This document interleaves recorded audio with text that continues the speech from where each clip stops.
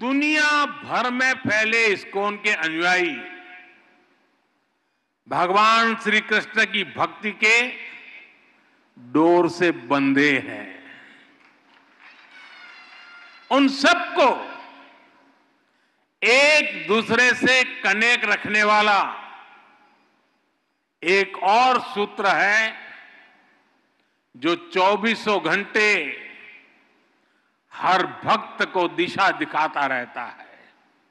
ये श्रील प्रभुपाद स्वामी के विचारों का सूत्र।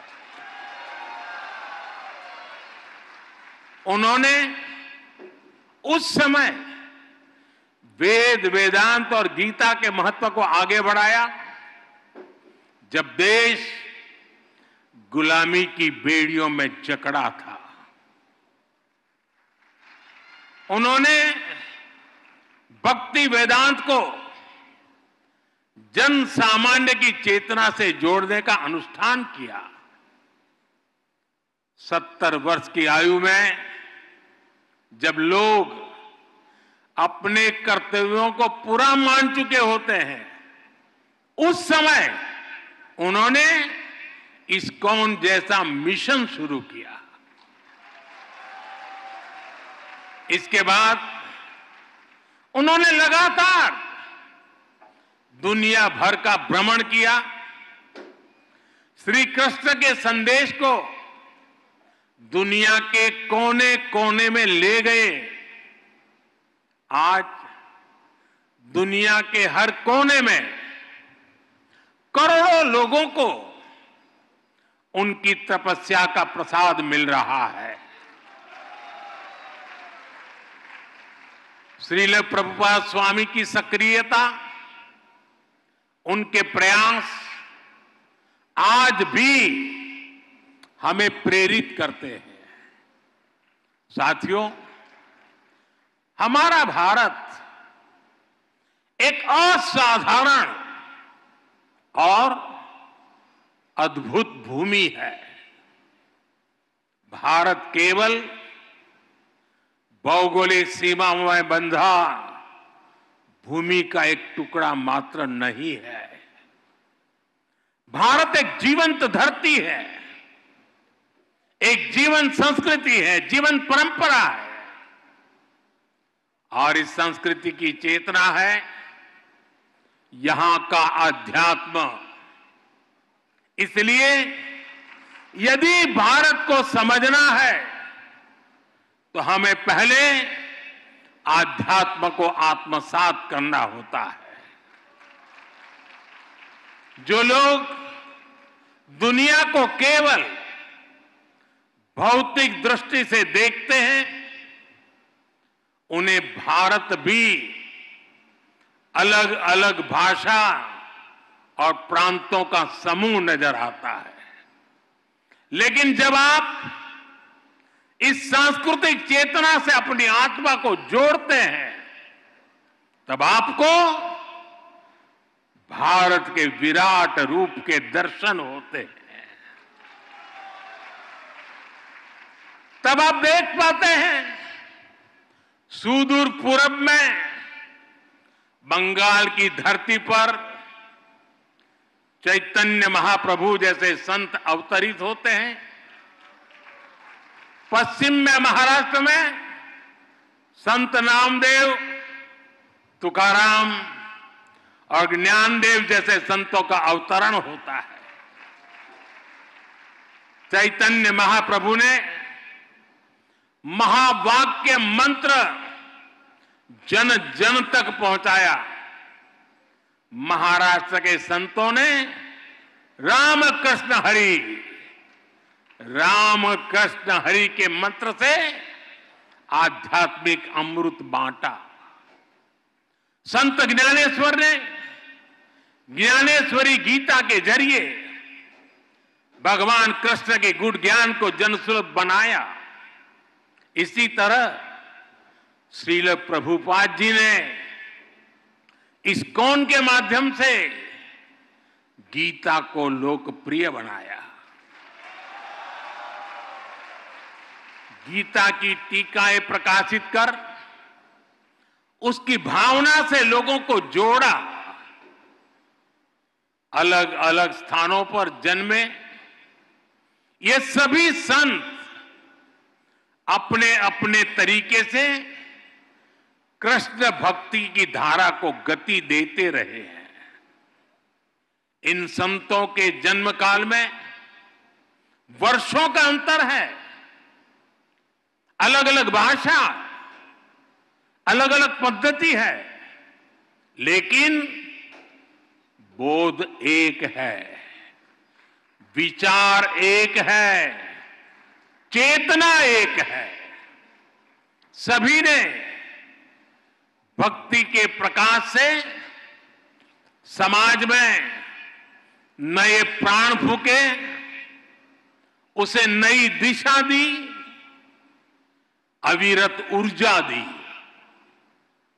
साथियों, आप सभी परिचित है, हमारी आध्यात्मिक संस्कृति की नींव का प्रमुख आधार सेवा भाव है। आध्यात्मिकता में जनार्दन सेवा और जन सेवा एक हो जाते हैं। हमारी आध्यात्मिक संस्कृति साधकों को समाज से जोड़ती है, उनमें करुणा की भावना पैदा करती है।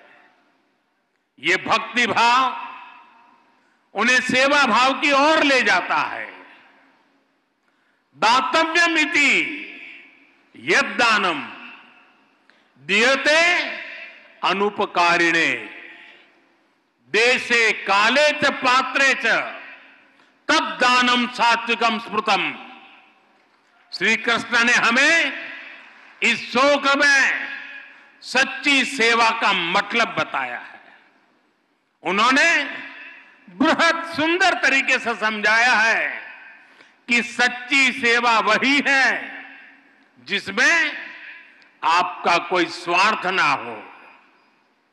हमारे सभी धार्मिक ग्रंथों और शास्त्रों के मूल में भी सेवा भावना है।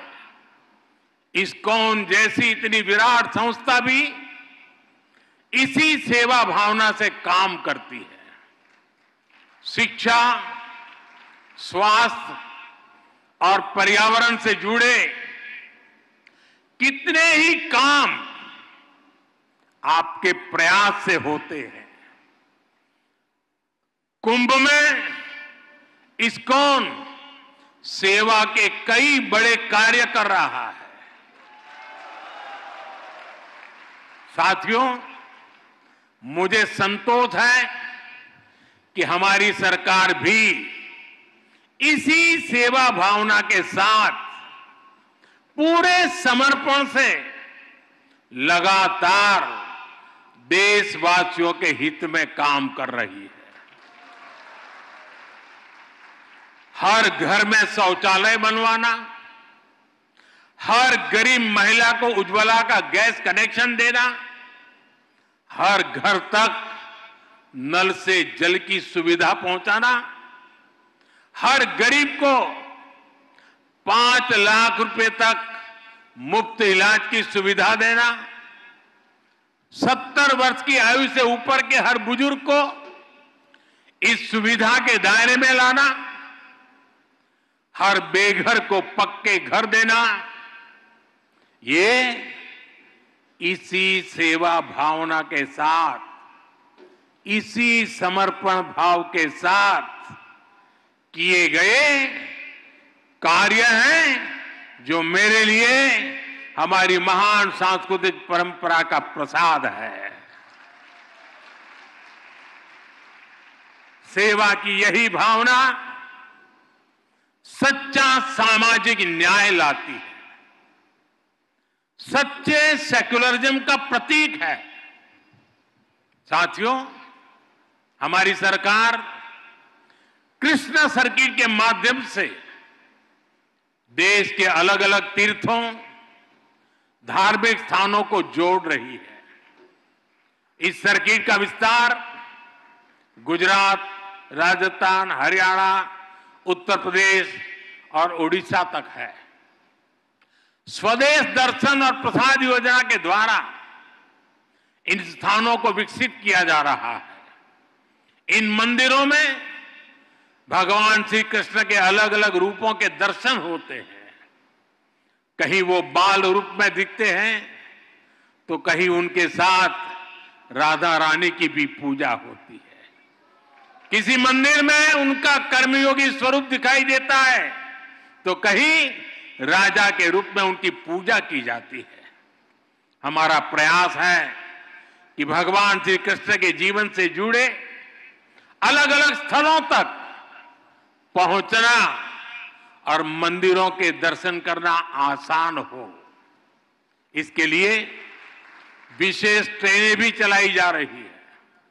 इस्कॉन भी कृष्ण सर्किट से जुड़े आस्था के इन केंद्रों पर श्रद्धालुओं को लाने में जरूर सहयोग कर सकता है। मेरा आपसे आग्रह है कि आप अपने सेंटर से जुड़ने वाले सभी भक्तों को भारत में कम से कम 5 ऐसे स्थानों पर जरूर भेजें। साथियों, पिछले 1 दशक में देश में विकास और विरासत को एक साथ गति मिली है। विरासत से विकास के इस मिशन को इस्कॉन जैसी संस्थाओं का महत्वपूर्ण सहयोग मिल रहा है। हमारे मंदिर या धार्मिक स्थल तो सदियों से सामाजिक चेतना के केंद्र रहे हैं। हमारे गुरुकुलों का शिक्षा और कौशल विकास को बढ़ावा देने में अहम योगदान रहा है। इस्कॉन भी अपने कार्यक्रमों के जरिए युवाओं को प्रेरित करता है कि वो अध्यात्म को अपने जीवन का हिस्सा बनाए और अपनी परंपरा पर चलते हुए इस्कॉन के युवा साधक कैसे आधुनिक टेक्नोलॉजी को आत्मसात करते हैं, ये देखना और अद्भुत होता है। और आपका इंफॉर्मेशन नेटवर्क तो दूसरों के लिए सीखने योग्य है। मुझे विश्वास है इस्कॉन के सानिध्य में युवा सेवा और समर्पण की भावना से राष्ट्र हित में काम करेंगे। इस परिसर में भक्ति वेदांत आयुर्वेदिक हीलिंग सेंटर की सुविधा भी लोगों को मिलेगी। और मेरा तो मत है, दुनिया के लिए मैंने हमेशा संदेश दिया है, हील इन इंडिया।